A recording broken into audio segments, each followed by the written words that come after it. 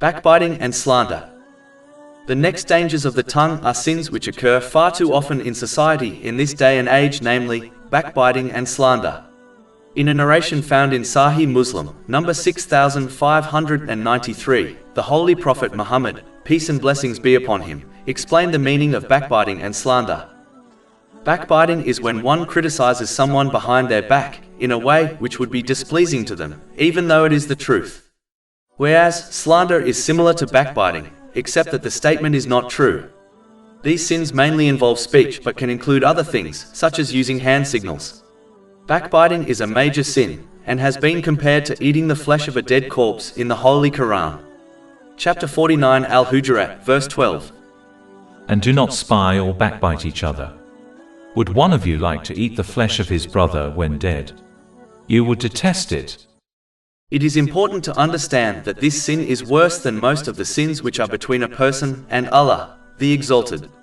This is because the sins between a person and Allah, the Exalted, will be forgiven by Him if the sinner sincerely repents. But Allah, the Exalted, will not forgive a backbiter until their victim forgives them first. If they do not, then on Judgment Day, the good deeds of the backbiter will be given to their victim as compensation, and if needed, the sins of the victim will be given to their backbiter until justice is established. This may well cause the backbiter to be hurled into hell. This has confirmed in a narration found in Sahih Muslim, number 6579. The only times backbiting is lawful is if one is warning and protecting another person of unlawful harm, or if a person is resolving a complaint against another with a third party, such as a legal case. One should avoid backbiting and slandering by firstly gaining knowledge on the evil consequences of these major sins. Secondly, a person should only utter words which they would happily say in front of the person full well, knowing they would not take it in an offensive way.